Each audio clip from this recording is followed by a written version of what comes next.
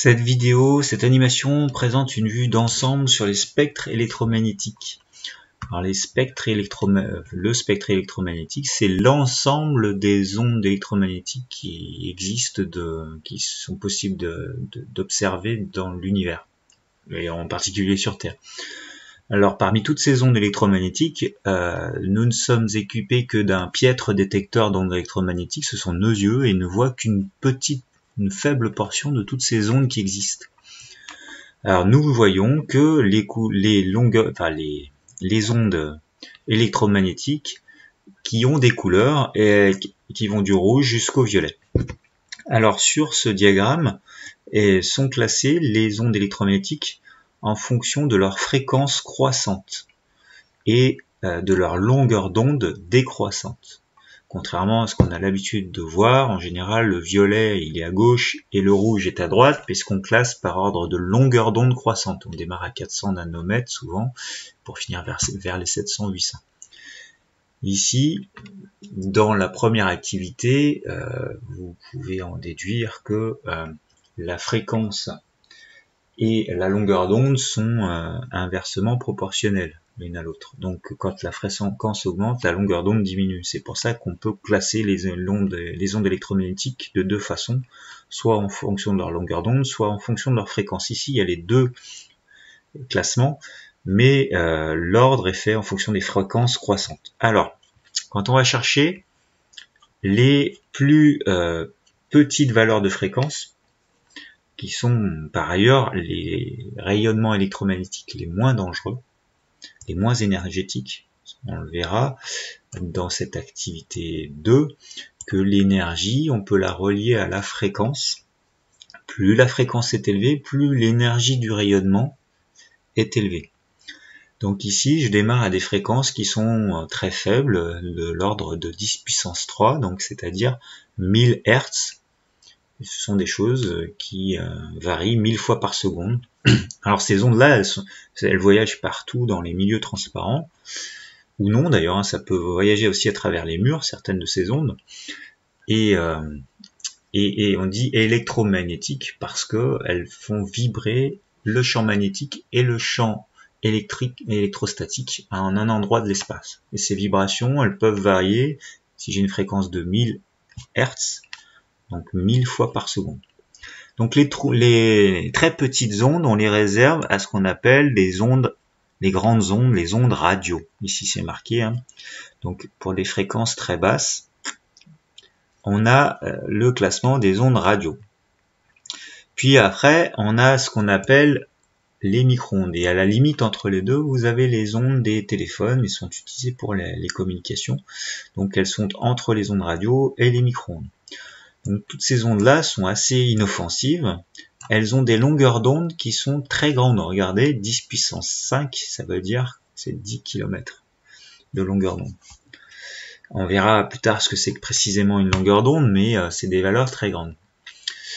Puis, on arrive à des valeurs qui sont, donc pour des fréquences qui vont entre 10 puissance 9, 10 puissance 10, 10 puissance 11 Hertz. On a ce qu'on appelle le domaine des micro-ondes. Alors les micro-ondes, on voit ici sur ce symbole-là, alors je ne sais pas si leur animation a été bien faite, non. Normalement, il devrait y avoir un espace entre les vagues qui est plus grand, puisque c'est grandes longueurs d'onde, bon, peu importe. Les micro-ondes, en particulier, sont utilisées pour certaines d'entre elles dans ces fameux fours à micro-ondes. On utilise des ondes qui ont pile la fréquence qui correspond à l'excitation des molécules d'eau. Je ne sais pas si vous vous souvenez, les molécules d'eau, elles sont constituées de liaisons OH. Et ces liaisons OH peuvent vibrer de différentes façons, et en particulier les micro-ondes ont une fréquence, certains micro-ondes, un seul type de micro-ondes a une fréquence bien spécifique qui permet d'exciter ces deux liaisons, donc de chauffer les molécules d'eau. Donc quand vous mettez un plat dans le micro-ondes, s'il possède de l'eau, il va chauffer, parce que ça va faire vibrer les molécules d'eau. Par contre, si vous mettez une pièce qui est pas du tout faite d'eau, il y a zéro humidité dedans, ça va pas chauffer. Puis on avance un petit peu et là on commence à arriver dans un grand domaine assez connu, l'infrarouge.